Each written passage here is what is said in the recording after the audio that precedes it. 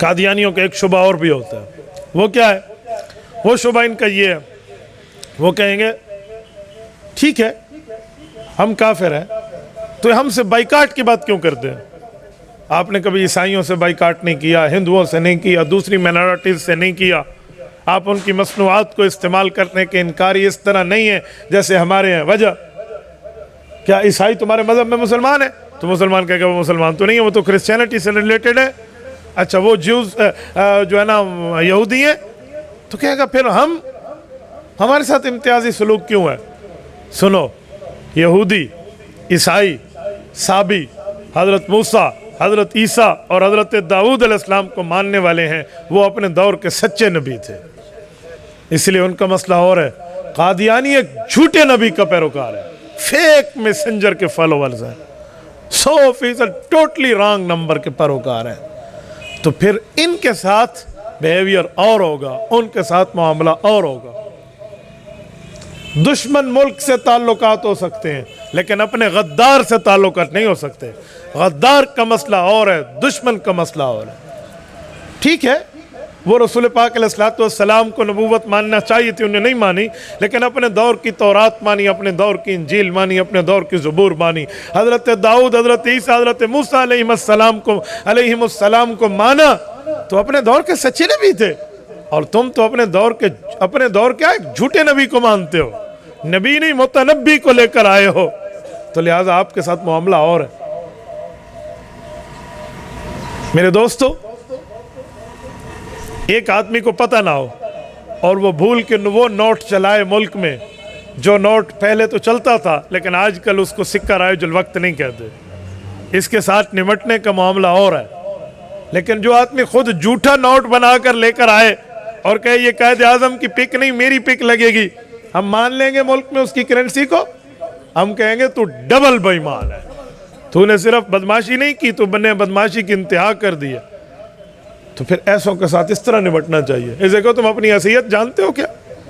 अच्छा, फिर जब यही मामले हो जाते हैं फिर एक बात और करते हैं, वो कहते हैं यार हमारे हुकूक खाए जा रहे हैं मुल्क में, कादियानियों को कत्ल किया जा रहा है, मारा जा रहा है, या हमारे पेशावर में फला में एक जगह में। तो उन्हें क्या हम कत्ल के ताल के कायल नहीं हैं, हम लॉ एंड ऑर्डर के मसाइल से अपनाने वाले नहीं हैं, हम सजाए मौत के कायल हैं। हम वाजिबुल कत्ल बमाना सजाए मौत कहते हैं कि हुकूमत दे, हमारे गाटे फेट न करो, ये हमारा काम नहीं है, हमने दलील से तुम्हारे साथ निपटना है। एक बात और भी करते हैं, वो क्या है? वो मुसलमान करता है कादियानियों से मुतासर होकर जिसको कादियानियों के बारे में इल्म नहीं है, उसके दिल में दीन का दर्द है, दीन का इल्म नहीं है। वो क्या कहते हैं? यार इन्हें हक तो मिलने चाहिए। सादे बंदे कहते हैं हुकूक तो इन्हें दें, फंडामेंटल ऑफ द राइट्स, जो बुनियादी हुकूक हैं आइन के वो दें। और हमारे वज़रा में, मुशीरीन में कुछ तो सादगी से कहते हैं लेकिन अक्सर जानबूझ के कहते हैं। उन्हें पता है कि हम कादियानियों के वकील बिला तवकील बनेंगे तो फिर हमारा अब्बा हमसे खुश होगा। वो क्या कहते हैं? भाई अक़लियती कमीशन बनाया जाएगा, अक़लियती कमीशन में इनको क्यों ना बिठाएं? ये कुछ दिनों पहले जो यही तब्दीली बमाना तबाही की हुकूमत में अक़लियती कमीशन बना तो उसमें तमाम वज़रा की ब्रिगेड यकजुबान होकर ये कह रही थी मौजूदा हुकूमत के लिए कि देखो इमरान खान ने आकर कादियानियों को हैसियत दी है, क्या इनको अक़लियतों में बिठा दिया है। हमने कहा कलिमतुल हक़ के उरीद बिहल बातिल, ये एक बात ठीक है लेकिन लहजा गलत होकर उसके इरादे बदल जा चुके हैं। अक़लियती कमीशन में बिठाकर तुम इनको हुकूक दे रहे हो, वो खुद को माइनॉरिटी और अक़लियत नहीं मानता, वो खुद को माने हम अक़लियत है, हम कहेंगे बिठा दो। वो पाकिस्तान के कॉन्स्टिट्यूशन को एक्सेप्ट नहीं करता, वो कानून को मानता नहीं है, और आप शाह से ज्यादा शाह के वफादार बने हुए हो।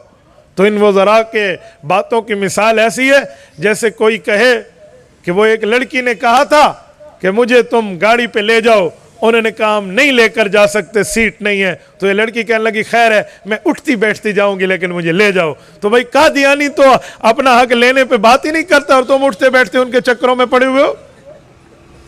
तो ये भी बात गलत है कि हुकूक तब देंगे जब वो हुकूक में अपनी आईनी हैसियत मानेगा, जो आइन ने उन्हें हैसियत दी हो माने। आइन ने यहूदियत को हैसियत दी है, पाकिस्तान में यहूदी एक्सेप्ट करते हैं। आइन ने ईसाइयों को हैसियत दी है, पूरी क्रिश्चियनिटी उसको मानती है पाकिस्तान लेवल पर। पूरे बाकी मज़ाहिब पारसी हैं या हिंदू हैं सारे मानते हैं, तो तुम्हें मानने में कौन सा 304 का बुखार का कोरोना पड़ जाता है, तुम भी तो मान लो, लेकिन यहाँ इनको नहीं मानते। और कुछ लोगों ने तो उनसे वादे किए कि हमें पावर में लाओ, हम आपको फ्रीडम देंगे। हमने कहा सुनो, तुम लाख सिलेक्टेड पावर में भी आ जाओ ना, एक दफ़ा दूसरा तीसरा चौथा सातवां जन्म लेकर भी आ जाएं, क़यामत तक ये मुल्क भी रहेगा और इस्लाम भी रहेगा इंशाअल्लाह।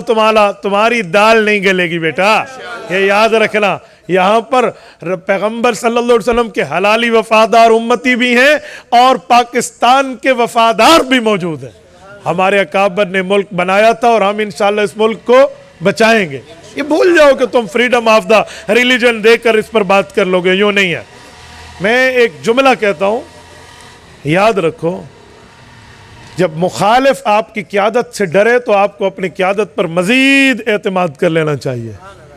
पूरे पाकिस्तान से जिस बंदे से मिर्ज़ा मसरूर, वो जो लंदन में कादियानी खलीफा मौजूदा बैठे हैं, उसको डर है ना, उसने वो पता नहीं वो कौन सी रमज़ान चौधरी एक लड़की का पता नहीं कोई नाम था, उसको जो इंटरव्यू दिया 2018 के इलेक्शन से पहले, उसने यही कहा था कि पाकिस्तान में, आप मुझे रुमाल दिखाइए, ये मौलवी मौजूद है ना असम्बली में, हमारी दाल नहीं गलती है, तो हमें तो खुश होना चाहिए। तो वो 7 समंदर पार बैठकर डर रहा है, तो फिर समझिए कि हमारे क़यादत का वार इतना कारी है कि वो वहाँ बैठे रो रहा है।